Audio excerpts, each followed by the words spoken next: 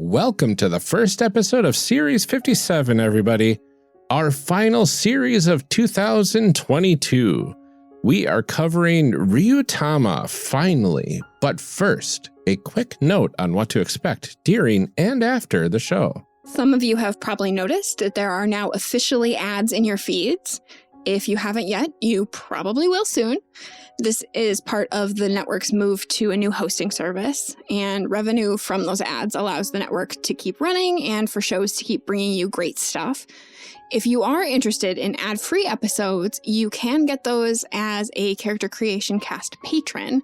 We'll have more info about that both in our show notes and in our call to action at the end. Mm-hmm.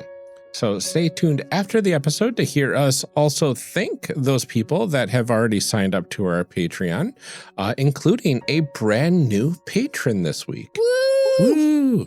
And to also hear about how you can vote for Amelia's guest spot on the Kill Every Monster podcast in the Audioverse Awards.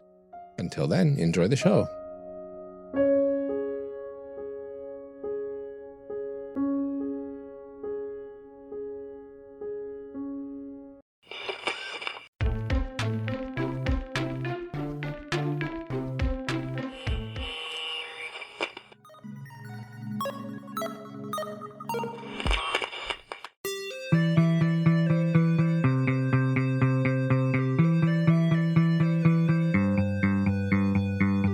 Welcome to Character Creation Cast, a show where we discuss and create characters, the best part of role-playing games, with guests using their favorite systems.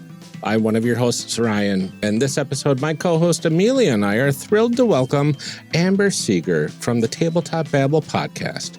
Amber uses they/them pronouns, and this series we are going to be covering the game Ryuutama, a cozy rules-light system created by Atsuhiro Okada. Welcome to Character Creation Cast, Amber. We are so excited that you're here. Hi, thank you guys so much for inviting me on the show. Ryuutama is probably, if not my favorite RPG, in the top 3. It's been on our list since the beginning, and I've had several friends that are like, have you not covered it yet? And it's like, I know. There's only so many games we can cover in a year. I promise. Can you tell us a little bit more about yourself, the projects you're involved in, where people can find you? Yeah, so you can find pretty much all of my information on my website, which is rocketorca.com. And that includes my graphic design portfolio, Etsy, social media links, all of that. I'm most active on Twitter, Tumblr, and Instagram, and my handle across pretty much all of those things is going to be Rocket Orca or Rocket Orca art of some variant. So if you just put Rocket Orca in somewhere, you'll find me. So I kind of alluded to it. I'm a graphic designer.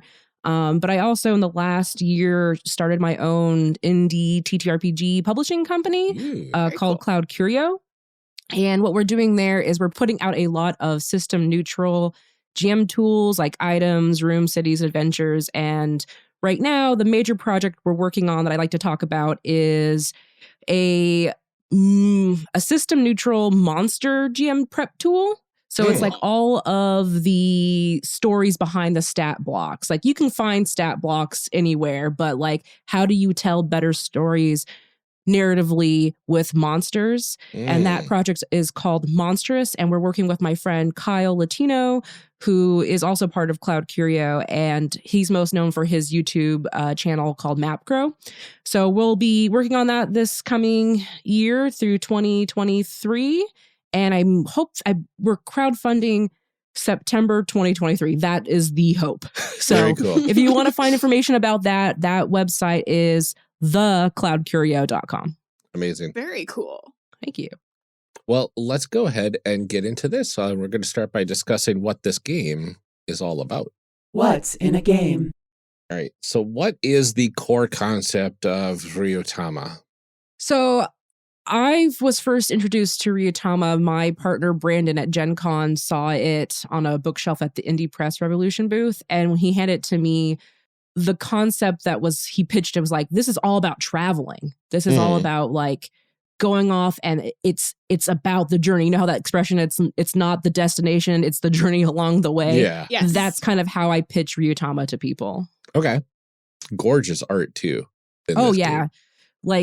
if you are a manga, anime, Studio Ghibli fan, this aesthetically will appeal to you.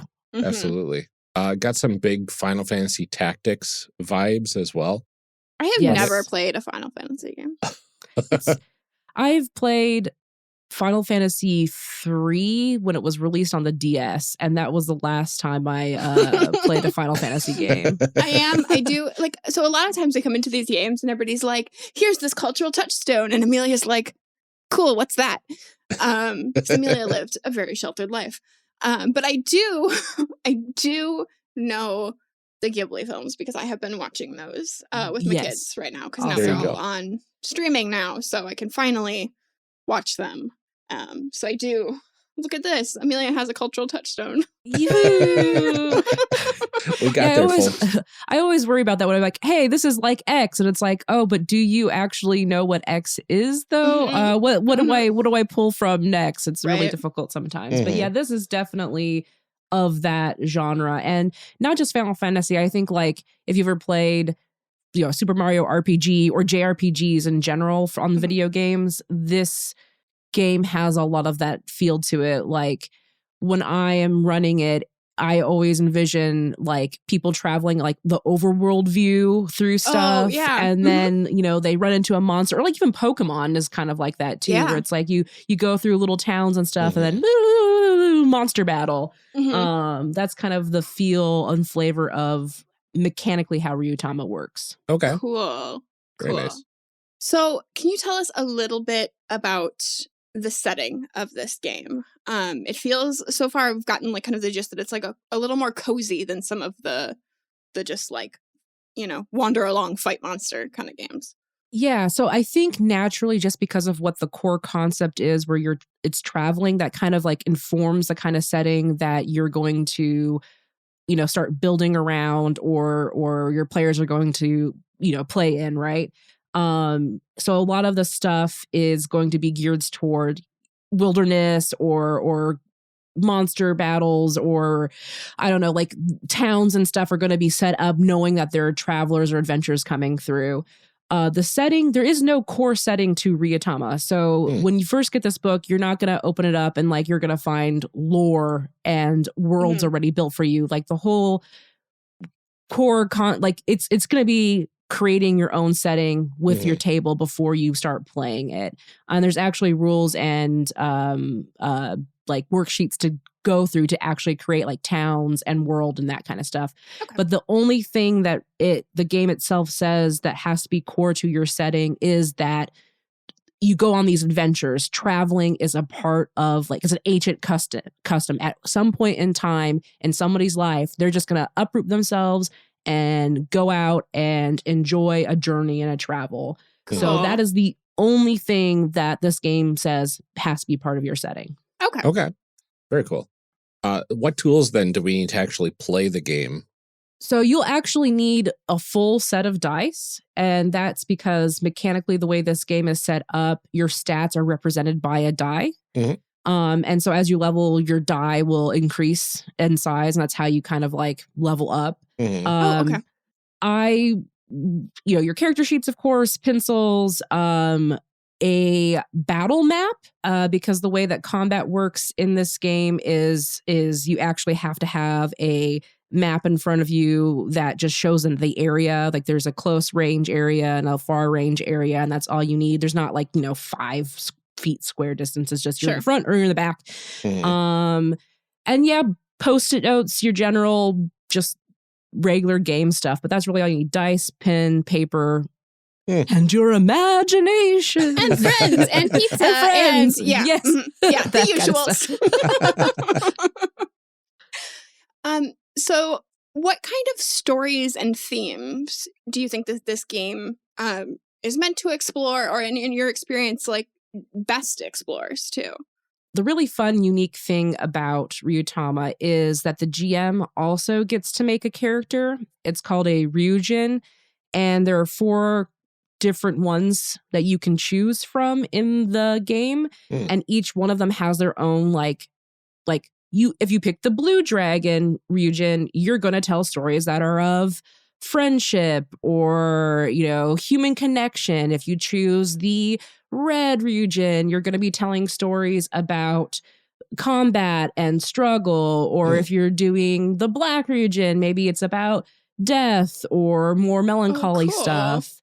The green dragon's more about like discovery and fresh starts. And what's cool about the Ryujin too is that they actually have these spells that they can cast at the beginning of a session that then can flavor the session's like story and themes. And like some of my favorite stuff is from the Ryujin is I can tell the table I'm casting X spell today. And it's a spell that if you guys narrate a scene where you're talking about your past like life or your home or something nostalgic, you'll get X benefit. So the Ryujin's powers not only flavor the kind of story you're going to tell for the whole campaign, but they can also influence the actual session storytelling as well, and kind of like get your players to role play a little bit more. Very cool. So aside from traveling, what do characters do in this game? So when I proposed this game to my group of players, because I actually this is like the first game I ever ran a campaign in. Okay. And I was very nervous. It's all recorded on my Shapeshift podcast. So if you want to hear how Ryuutama plays out and me running my first game ever, you could go to Shapeshift. It's at geekspective.com. I was like, you're going to basically, if you watch like Lord of the Rings,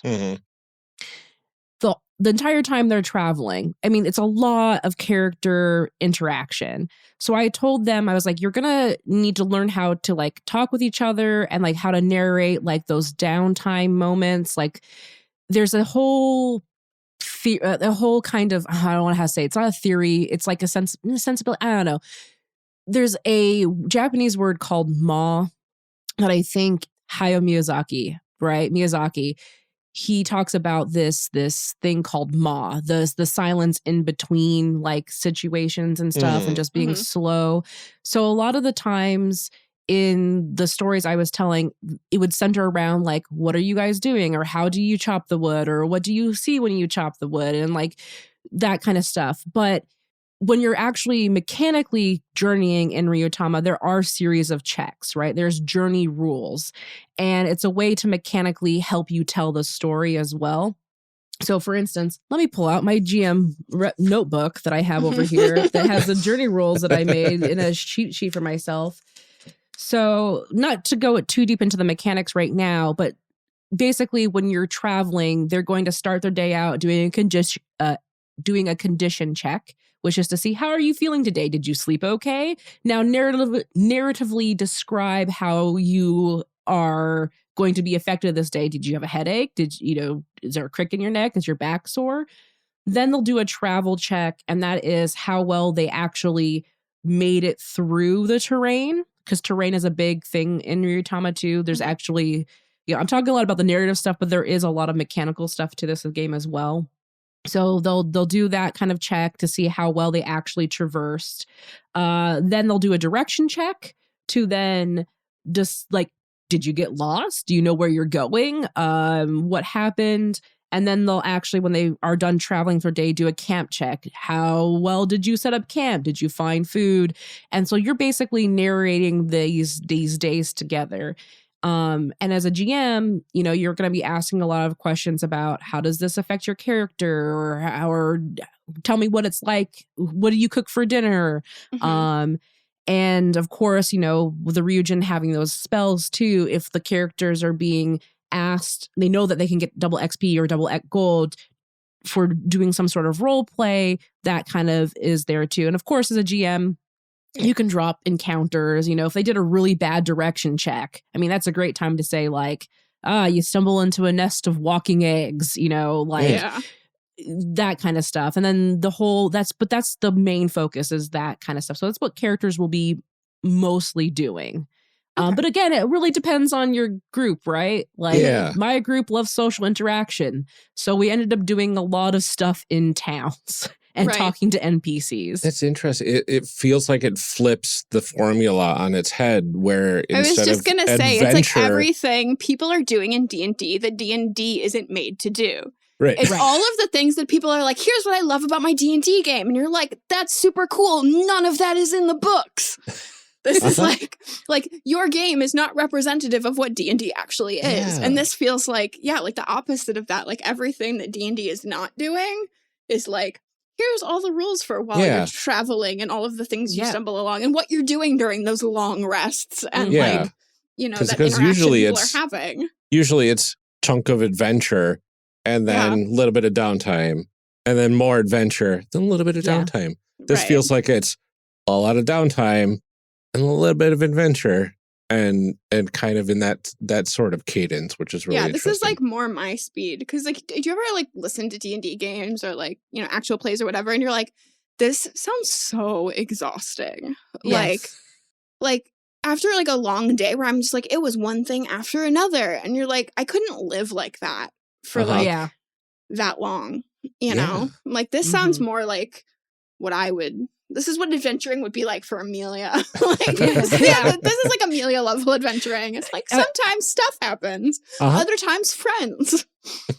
Yeah, I have a lot of fond memories of playing this game with my first group because my brother was in it too. And so that was really special for me because he's a really good role player and just really goofy. And he made a character that, and we'll talk about the character creation stuff later, but like he specifically made a cook. He just wanted to have a traveling chef. And his whole like reason for journeying was to collect all these ingredients because he wanted to become a better chef and he wanted to do that kind of stuff. And so it's another thing that characters will have when you do character creation. You're going to pick your reason to journey. Like, why did you decide to go on this journey? What was the purpose? What was the point? Which also really helps a GM in what, you know, I can put in, or if you're GMing, how to put things in for your character or your players, right? Right. Like I made sure that my brother's character always had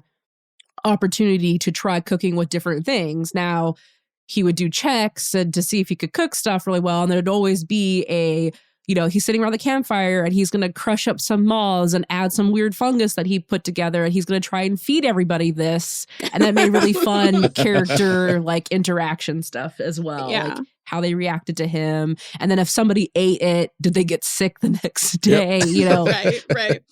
Yeah. I like when games offer opportunities like that because I think we've talked about it before, but there is a lot of onus on a GM to like make a game that just like magically includes everybody. And I like when character creation offers players a chance to say, here are the hooks that would be interesting for me as a player.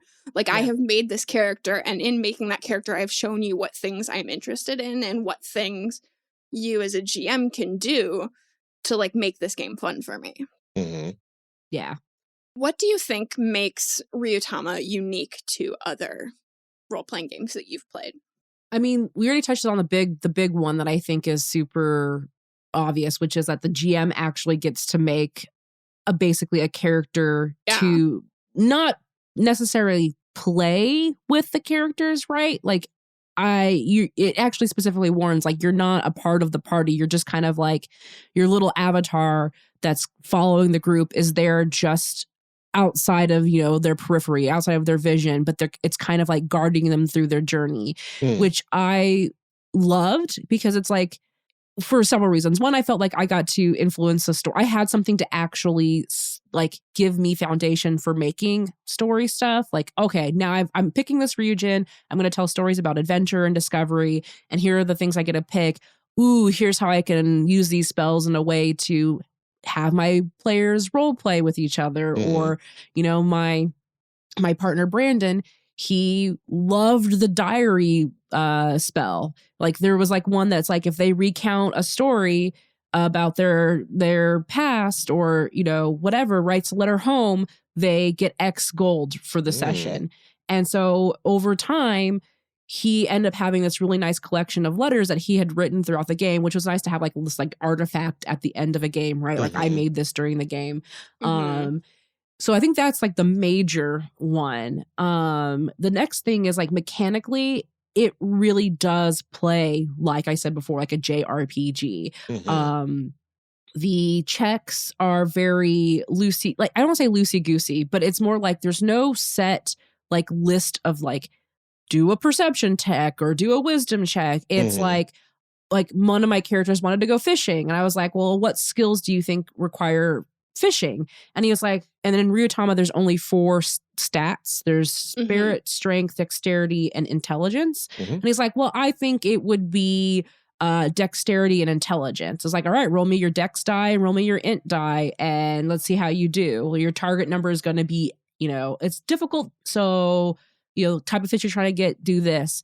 I liked that kind of thing. Like, I don't really have to remember like a list of skills. This skill keys off of this stat. And we were having a discussion about that in our Discord recently too, about people talking about it's really frustrating when you get into games and you have sort of like dump stats, or you have these things that like you just never get to use. So it's like, every bard ends up looking somewhat the same because it only, behooves you to put things into these stats. And like we were talking about trying to find games where you can say, well, if I go about doing it in this way, I should, it's like if I do it intelligently or if I do it dexterously or like, how do you approach it? And then how does that affect the result of like, okay, if I did it quickly versus doing it intelligently, does that get me a different result too? And I love games that kind of let you say, here's how I think I would go about it. And then being able to just make the check based on what you're doing rather than what the like optimal stat is. Yeah. See, I would have gone with endurance and spirit for fishing. Oh, yeah, because fishing is an endurance sport and it takes forever. You got to stay awake. Right. You got to stay awake. So yeah, for me, that totally sounds like this is a test of my ADHD, which is definitely endurance and spirit. So but then you get to narrate that, right? Which is like a huge, which adds more to like your character and like the story and like showing who your character is and how they approach things. So I really, really love that. And that it was a discussion. Like I, as a GM, wasn't just going, no, fishing is just strength and dex. Yeah. Right. And it's like, and like now because I'm not strong, I can never go fishing. Right. Exactly. Like I'm always going to fail at this. And, it's frustrating as a player. It's like, it's not fun to play that way. But speaking of failing, if you fail in Ryuutama, you get you get a fumble. Like if you like fail, like you roll 1-1, right? Like you get 2 1s, you fumble.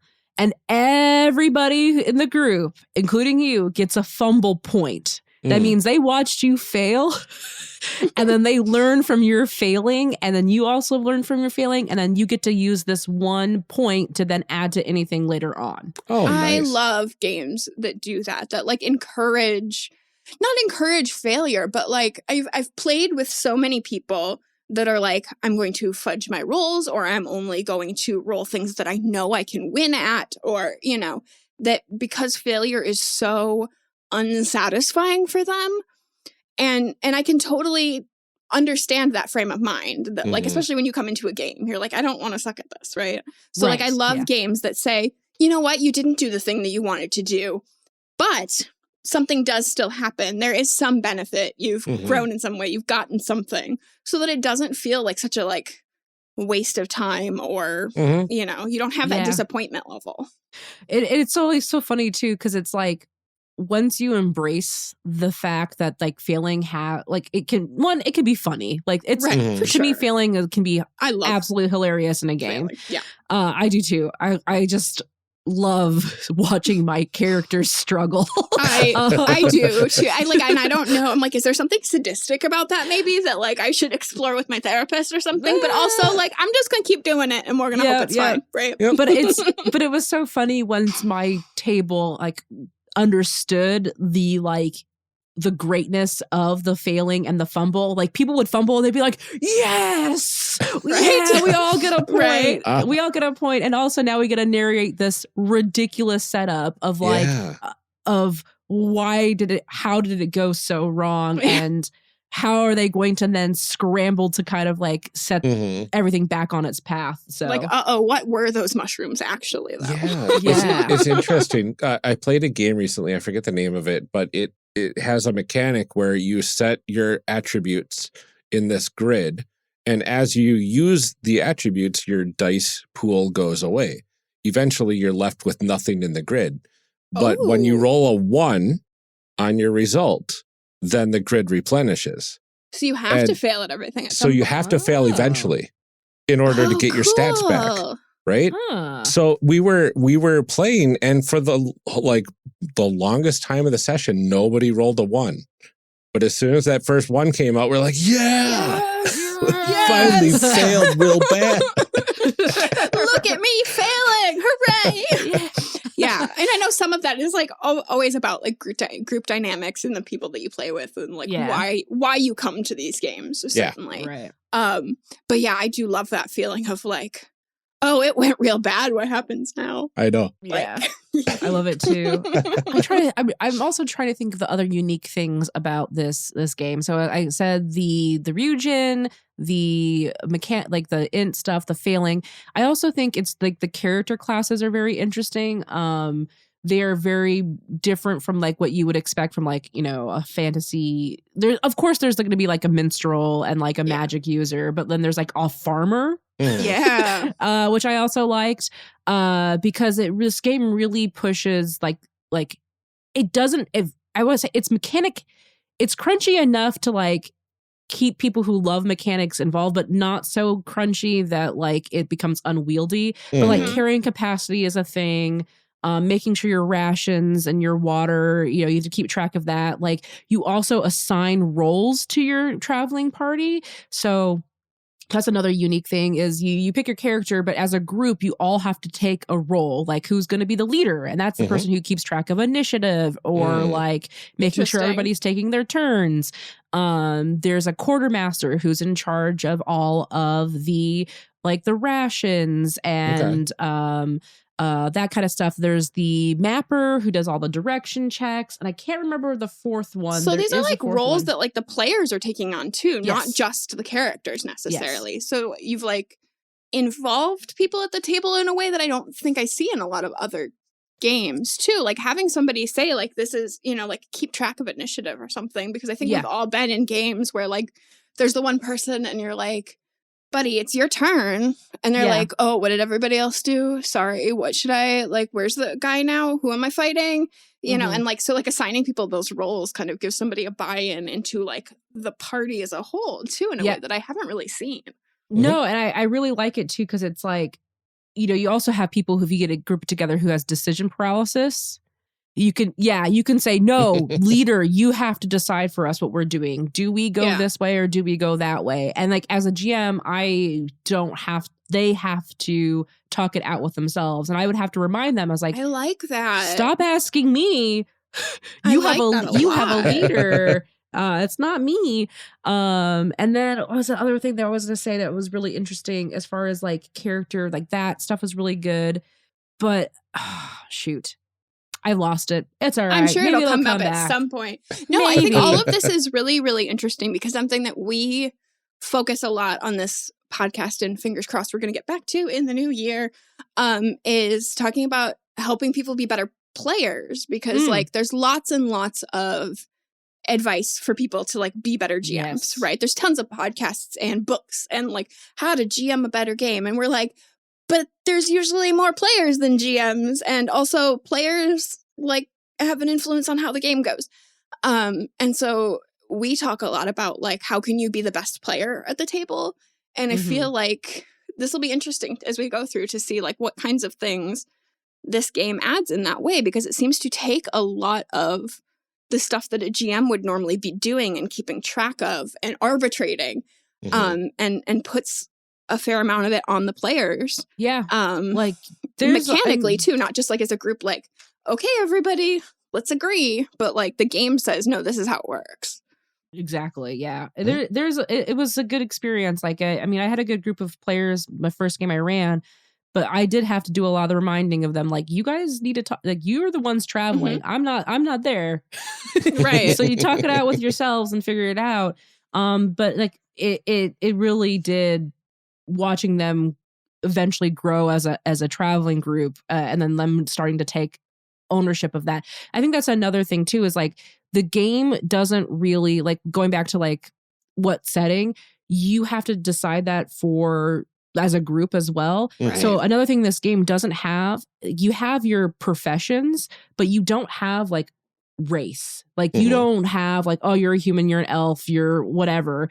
It's you can make up whatever. So I actually asked at the beginning, do you guys want to have like anthropomorphic like animal characters? Like, do you want to do that? And my brother immediately was like, yes, I'm a little pug man. Like, I'm a little dog pug man that's a chef. And, you know, that kind of, I think not only does it make like it easier on the GM, but you get a lot of player buy-in and investment if you do this at the beginning, that setting creation, that making up your own, like, who lives on this continent, you know? World building is like one of the quickest ways to get player buy-in into a game, to do collaborative world building, is like, in our experience, you know, as like very experienced professional RPG people, it's one of the quickest ways to get people into a game and say like, this is our thing. Like, it's not a GM coming say, I came up with this whole homebrew world, ta-da. Or you having to, you know, like when I first started playing L5R, people saying, here's 20 years of lore, have fun. Oh, Lord. Like, right, I know. And it's still somehow my favorite game. But, you know, like it's a lot to process and it's a lot to buy into. And so like, if you can sit down at the table together and be like, what do you want in your world, in our shared world? Then they're already like, you're guaranteed that there's something for everybody because I put it there. Like, I know that there's something that I want because I made sure of it. Yeah, that was one of my first questions I asked. I was like, how much of the world building do you guys want to be a part of? Like, are you wanting, like, how much do you want me to inject into it? And they said, we like if you ask us questions, we'll either say, yes, we want to add this, or no, we don't. But a lot of them were like, the majority of the people were like, we still want to be surprised. So if you want to put stuff in that makes sense for our characters, we'll like it. But we would love the agency to say, it doesn't make sense, or no. And so we ended up having a really interesting world that we built all together that was really very much like split evenly among us as far as the creation is concerned. Yeah, that's really cool. I know. I keep referencing ourselves. We've done a lot in like 4.5 years. 4.5 years is a long time. Right. It is. But we created like a session 0 planner, basically. And like one of the questions in there is like, for the players and for the GMs, like, how much input should we have in scenes? And, you know, it's things like, I want you to say like, okay, you're in a clearing in the woods. And then to say like, what do you see? And have each player say like, here's something in this scene that I have noticed. And, you know, like that kind of little interaction back and forth. Yeah. I think is really helpful. That reminds me of another unique thing about Ryuutama, and it's in the combat phase where the leader is the one keeping track of initiative. But a big thing that I really appreciated about this game was that it made people get more involved narratively with the battles as well, like if you had an encounter. And it was part of the combat setup is every character has to go around and name one thing that they physically see in the scene, describe it, we write it down, and then in combat, anybody on their turn can use one of those items or objects narratively to then give themselves a boost on their like attack roll, essentially. Nice. Yeah, I love that kind of stuff. So it's like, oh, I see an overturned wheelbarrow, or I see a beehive hanging from a branch. You know, they could set up something that then it makes them remember, oh, I want to do that next time. Right. And they all don't have to use the thing that they made up. Other people can. And it was also fun to see over time as they were growing, people would set up stuff for more combat focused people to use. So it was like they were also supporting themselves narratively in the combat, which I think makes combat more engaging. Because it does, because I think sometimes you're like, I don't know, I guess I just hit it again. Like, yeah, exactly. You know, so then it's nice to have those options there to say like, okay, I can utilize this in an interesting way, or now that we've set this thing up, I know that like whoever has that spell that does this thing. Yeah. And, you know, so I'm going to make sure that there's something there so that they can do that. And it does engage people a lot more and makes Absolutely. combat much more interesting because I don't like combat. Me either. And I'll just say this right now. If you're ever playing a game that I run, I never let combat go more than 2 rounds because I lose interest. So everybody gets 2 times to spotlight do something, and then the monster either just lays down or runs away. Because I'm like, I can't deal with it myself. No, it sounds like you and I need to play a game together. Yeah. I feel like we're like on a very similar ADHD, wavelength. yes. Yes, like this is taking too long. Yeah. Well, before we can get to creating characters, we usually like to talk about the history of the game and then some concepts and stuff that we need to cover. But I looked up the history of this game. It was pretty interesting. It was created by Atsuhiro Okada in 2007. And it was a Japanese tabletop RPG created as a response to the Dungeons and Dragons boom that happened back around that time period once the game hit the region. And it didn't receive an English translation until 2014. Yeah. Which is wild. So it took 7 years for a Kickstarter to happen to fund the translation of the book.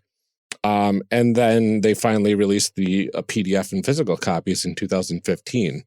Yeah, it took forever. And I mean, it kind of makes sense.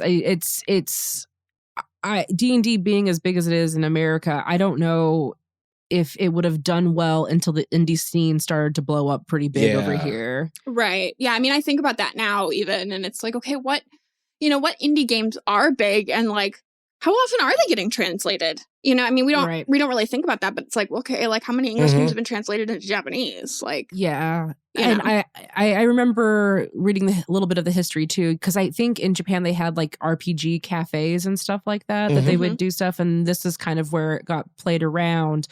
The people who translated it, I think they still, so this will tell you how long I've been in the TTRPG scene. It's like when Google Plus was around, and all the circles.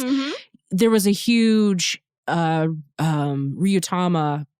Google community, and they would put out their own like supplements and stuff. Because I think that there is some sort of OGL for this. Like I think the license is that you can make stuff for this game. Don't quote me on it. Do your research, internet, before you start doing this.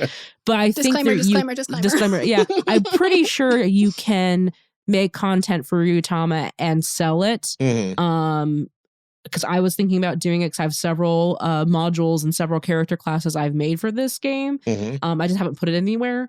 So there's a huge Google community, and then I think now they've moved to Discord, and I was in it for a while, but my God, I have too many Discords I'm a part of, so I've culled a lot of my Discords in the last couple months. But it's a really dedicated fan base and people who are making content for it. It's just you have to hunt for it. But I'm always excited when I see Ryuutama at a convention. Most likely going to be the Indie Press Revolution booth because I think they're the ones that have the licensing to print and distribute it in America. But it's always like they run out and then it takes a while to reprint. Yeah, it's a tough one to find a print for. I think they're backed up to 2023 sometime in like April, really? I think. Wow. Something like that for the actual hardcover. Saw one at my there was a batch recently, I believe, that just recently ran out. Okay. Yes. So maybe my store does have one. I feel like I've seen one at my store. My store has like, I love my gaming store. I was at Gamehole Con and I saw like a stack of them at somebody else's booth. Like we had bought wholesale from IPR and we're selling it at the booth, and it was gone by the time the end of the weekend. Like all of them had sold out because it is I don't know, it's a very special game to me. I'm really sad because I missed the Kickstarter back in 2014 because they had a nice limited edition I'm a sucker for a limited edition. Embossed. Oh, me too. I love it. I love a nice limited edition book. And I got to see one in the public, in the wild one time. And that was like a rare treat. I took a picture of it because I'm a weirdo. But yeah, it's hard to come by. But want more people to try it and play it, and I'm so happy we're talking about it. Yeah, absolutely. No, I'm really thrilled to learn about this one. I've been hoping to get a hardcover for a while. Oh, they have it? Board Game Ooh. Barrister, Ryan. They have it on their website. Send me the As link. of this recording, there's one somewhere. There's one somewhere at a game store in the Milwaukee area. Oh, no. I might have to buy that because this book is gorgeous. It is like the art on this. I can see why people would be drawn to look at it because the cover is very like, it's that Studio Ghibli-esque like pictures. But the soft art pastel kind of. soft pastels. You've got the nice like combo between like kid friendly and adult like almost chibi sort of character types in there. Yeah. Yeah, and then like I love they do illustrations for the rules and stuff. They illustrate what dice are. They have like little pictures of like characters interacting with the world and like your status effects and all this stuff. It's really, and I would say it is child friendly. Like there is, I mean, maybe I could definitely see this running for kids. I ran it for my sister when she was 12, I think. I was going to say, my kids are like 9 and 11, like almost 10 and 11. And I could see this being something that they could definitely get into. Yeah. Yeah. I love these little illustrations. They've got like little comics for the roles you can be in the party. And yep. It's just amazing the way this book is created. So I can easily see somebody not knowing anything about the game picking it up based on solely the presentation The cover of the book being itself. Like, Yeah. Yep. Definitely. Now we're all just looking at Ryuutama. Yeah, I know. I was like, we're all just like looking at the book right now. Before we dive into like the actual character creation process here, are there any like basic terms and concepts that you think people might need to know to be able to follow along? I know some of it'll come up as we're doing things, but if there's anything you think people might need to know. Sure. What's really funny, I just opened the book and there's a vocabulary section, so you could also like know what you need to say. But I think if you're familiar with RPGs in general, this is a very check heavy. So they'll be like, I want you to do a check. You'll be saying as a GM, I need some sort of check from you. And then the fumble we talked about, that's a big one. Other than that, like, you're just your usual stuff, GMs, NPCs, PCs, your party, your roles, casting, the Ryujin, casting like a benediction, or I can't remember what the other one is called. There's 2 different types of spells, but there's that. I think that's pretty much it. Okay. Can I just say as an aside, there's this like in the vocabulary section, when you're choosing your dice, they have a little blurb that one of the little chibi characters is saying is dice are created in so many different colors that it shouldn't be too hard to find the dice that match your character's image color. Oh. Try using dice that match your character. It'll add to your fun. That's the thing that we've been doing since. I know, right? We were at least consistently at the beginning. We would make our characters, and at the end of episodes, we would like go online and find dice that looked like them. Oh, nice! Yeah. That's great. Yeah, I like the little character that says, if pointing at the D4, that says it hurts when you step on it, so be careful. It's so charming. Like the way this book is written is so charming. Yeah. Yes, I love it.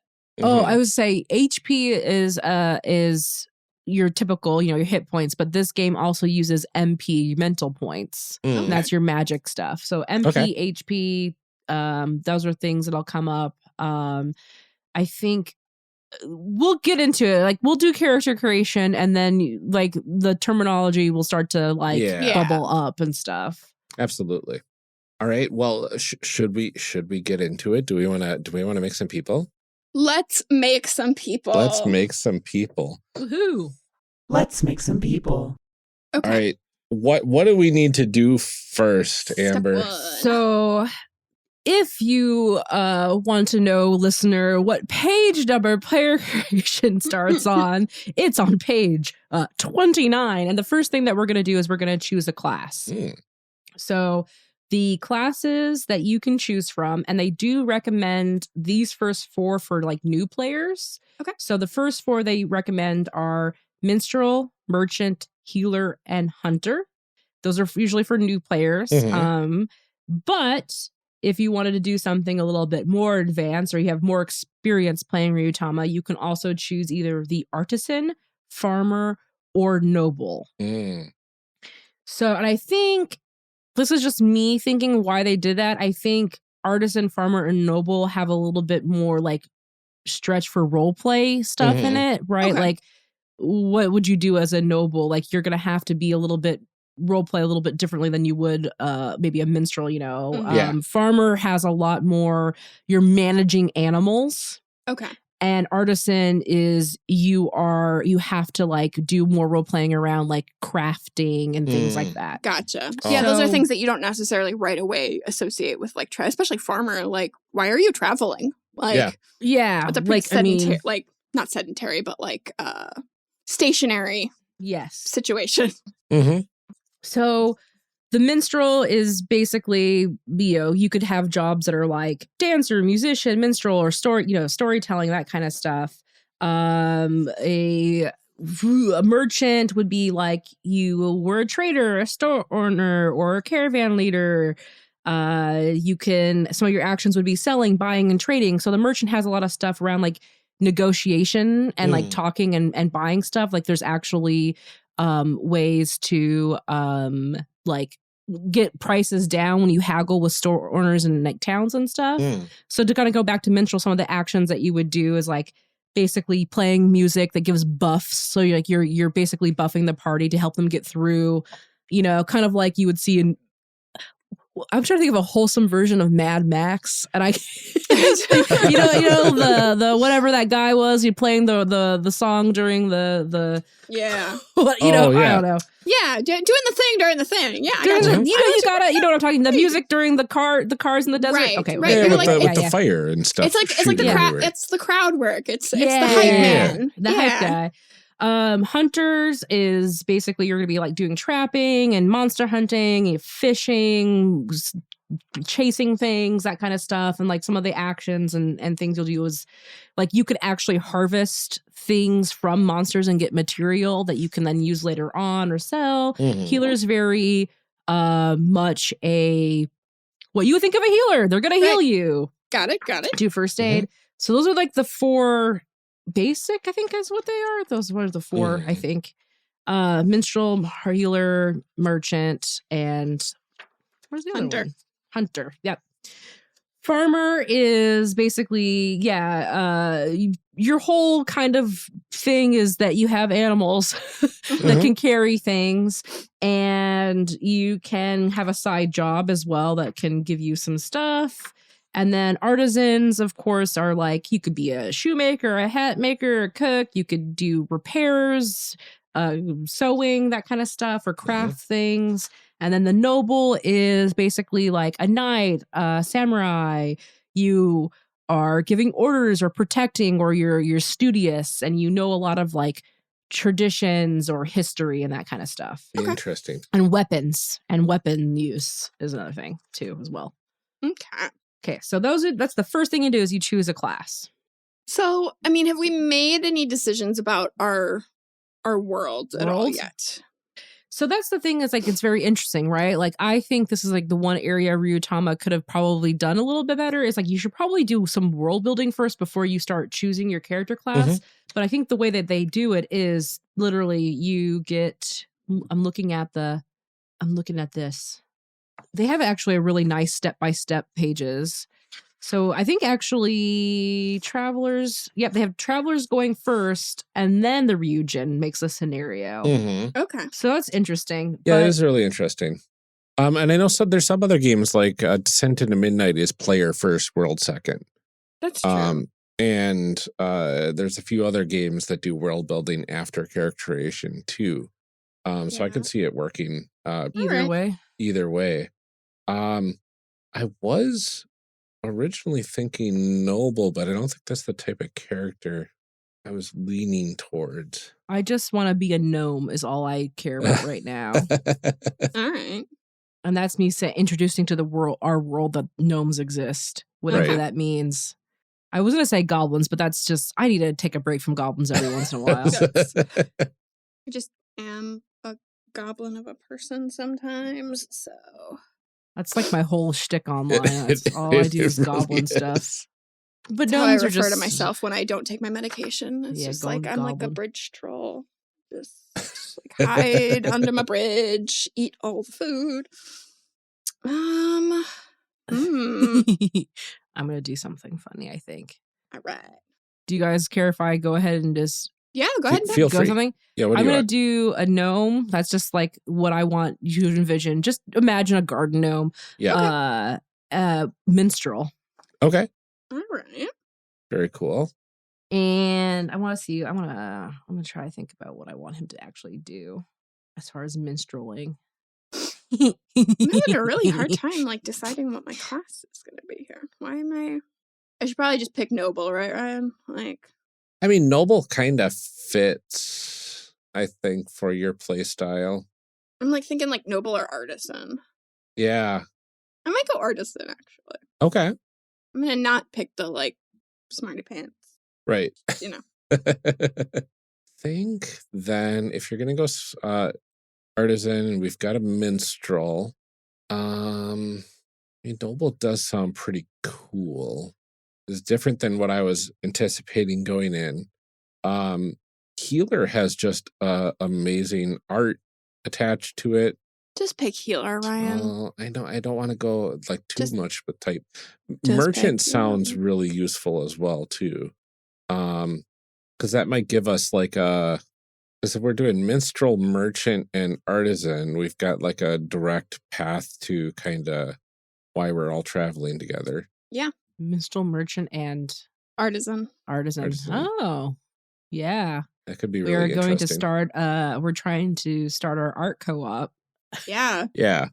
We need to recruit others Mm-hmm. along the way. We're going on tour is what's happening. Oh yeah.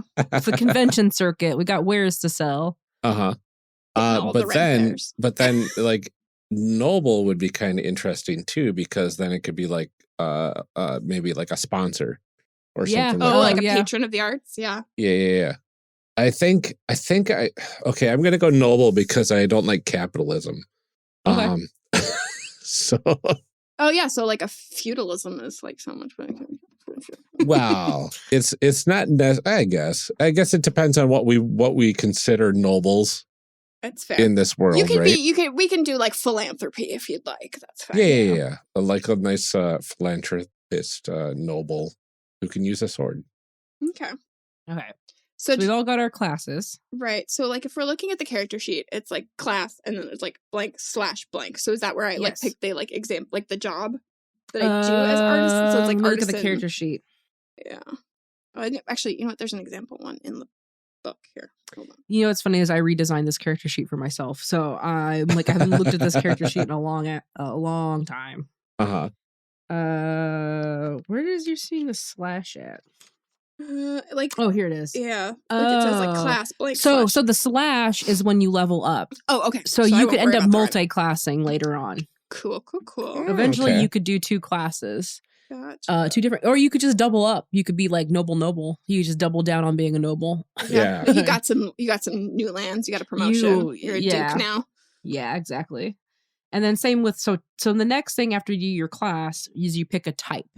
So in Ryuutama, you get to choose your character's type, and there's 3 types: attack type, technical type, and magic type. So attack types are basically like you're going to specialize in combat and using weapons. Technical is usually like problem solving, and you can assess situations really well. And then magic is pretty obvious. You can use magic. Mhm. All right. So I went attack. I'm an attack minstrel. Okay. I love it. And in my head, he's a puppeteer. Ooh. That's really cool. I gotta try and figure out a name. I'm always terrible with names. Names come so later on for me. Yeah. Always. I am stuck between technical and magic type. I'm gonna go with magic. So. Then I will go with technical. Then we've got all 3 covered. Uh-huh. Call to action. Yeah, like that. Okay. Ryuutama, you were not super enthused. You were thinking this might have been not exactly your jam of a game. Yeah. So I was not sure. Like, the vibes of this are not my thing, which I think our listeners probably know by now. Like, yeah, cozy is not my vibe. Unless it's like Christmas movie RPGs. Well, right, because I like the romance part of that. That's true. Yeah, I like the romance. I like intrigue. I like drama. Okay. So, cozy traveling game is maybe not where it's at for me. Mm-hmm. But as people can hear from this initial discussion, there are a lot of things about Ryuutama that I was really intrigued by. Yeah. When we started to kind of learn about it, things about the way the game works that did really appeal to my sort of design sensibilities. Yes. So, and I like where this kind of goes. And I think we have a really great, I can't wait for people to get to the discussion part of this. The discussion for everybody, is really good. Yeah, we really got into some stuff in this episode that I don't think that we get to in a lot of other games. Yeah, absolutely. I'm always continually surprised by that like this many episodes in, we're still, even though we ask the same questions pretty much every time, still finding ways to get into things that we haven't gotten to touch on before. Yeah, so. I was sitting here thinking, well, we're not going to get into much game design like philosophy because we don't have the designer on. But then like Amber really pulled out the stops with some really phenomenal discussion. So absolutely stay tuned for that, the discussion episode, because it's got some really good stuff in there. Yeah, it was great. Before we let you go for the week, the Audioverse Award finalists are out and voting has begun. There's a ton of great projects and people nominated, including some former guests of ours and me, apparently. You? Me, yeah.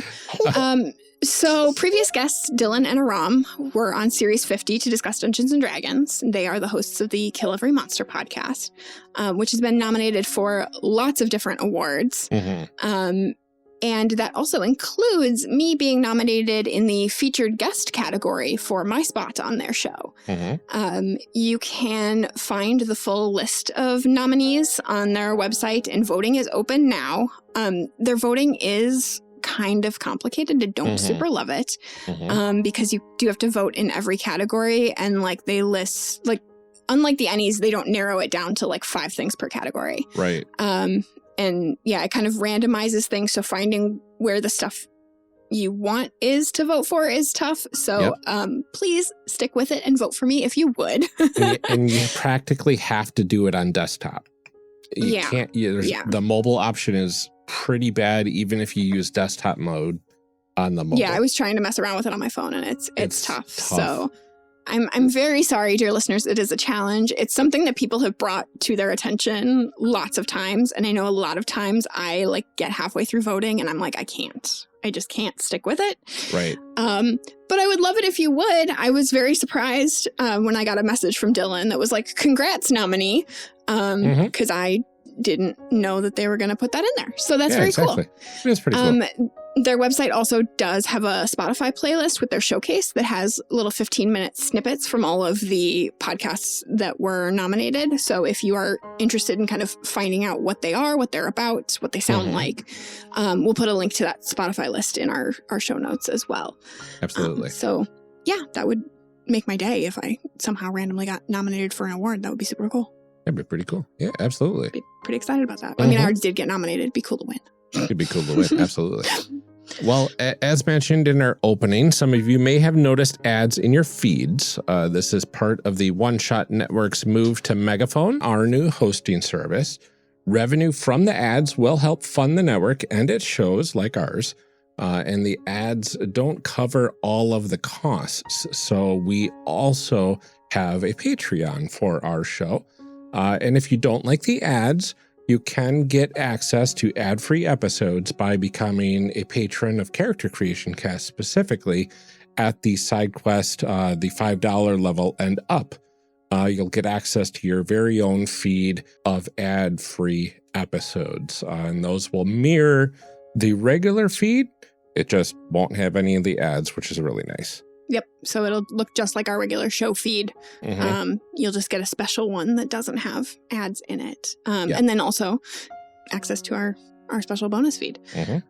We have Patreon levels available from $1 a month all the way up to $50 a month, with tons of benefits available, including bonus episodes, weekly recorded conversations between Ryan and I, where we just catch up on life, sometimes complain about things. Sometimes we ask Taylor Swift to come on our show.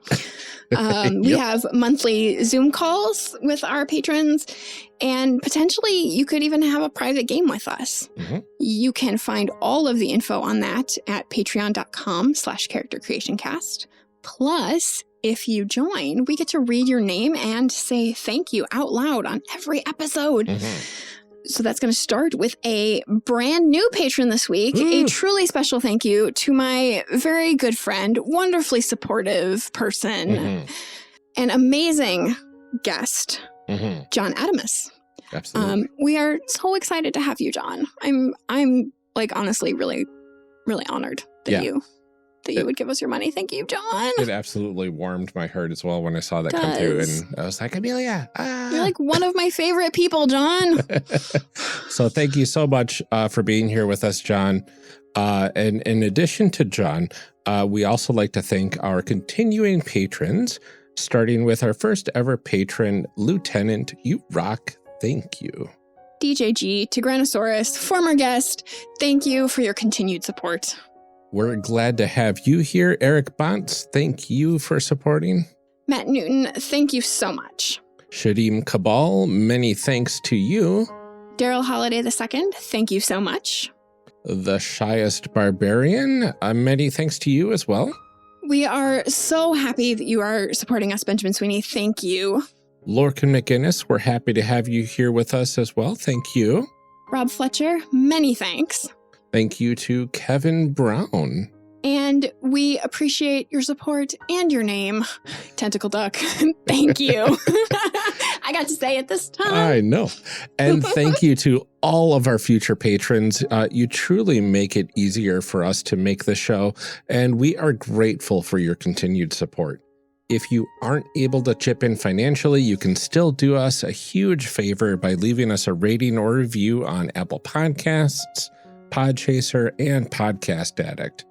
We read every 5-star review out on our episodes, and we've been sharing them each Friday on our social media. Social media? Yeah. We're on there. We're on social media.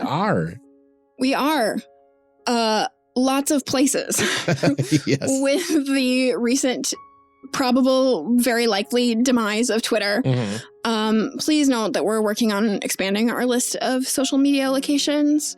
Currently, aside from Twitter, you can find us on Instagram at CreationCast, Tumblr at CreationCast, Facebook, Character Creation Cast, or on our Discord, discord.charactercreationcast.com. We don't know yet what the hot new thing will be. I'm kind of trying to grab our handle where I can and where the sign-up process doesn't infuriate me.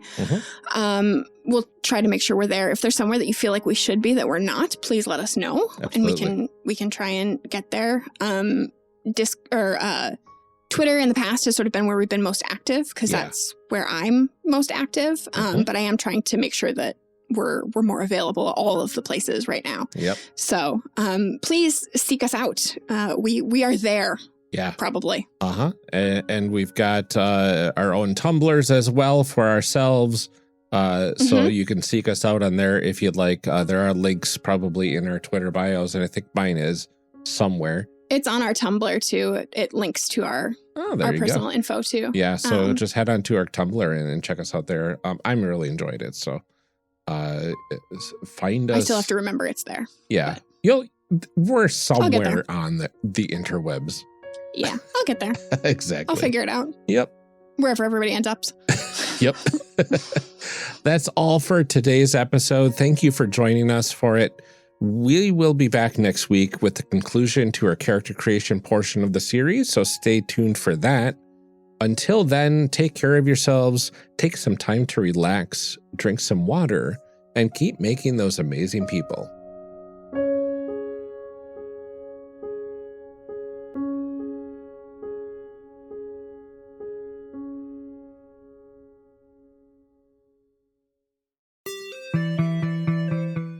you for joining us for part 1 of this character creation series. We'll be back in part 2, picking up right where we left off. Character Creation Cast is a production of the One Shot Podcast Network and can be found online at www.charactercreationcast.com. Head to the website to get more information on our hosts, this show, and even our press kit. Character Creation Cast can also be found on Twitter at CreationCast or on our Discord server at discord.charactercreationcast.com. I'm one of your hosts, Ryan Bolter, and I can be found on Twitter at Lord Neptune or online at lordneptune.com. Our other host, Amelia Antrim, can be found on Twitter at Ginger Reckoning. Music for this episode is used with a Creative Commons license or with permissions from the podcast they originated from. Further information can be found within the show notes. Our main theme music is Hero, remixed by Steve Combs, and is used with a Creative Commons license. This podcast is owned by us under Creative Commons. This episode was edited by Ryan Bolter. Further information for the game systems used in today's guest can also be found in the show notes. If you'd like to support our show, find us on Patreon. Get access to bonus episodes, extra outtakes, and much more at patreon.com/charactercreationcast. Thanks for joining us. And remember, we find the best part of any role-playing game is character creation. So go out there and create some amazing people. We'll see you next time.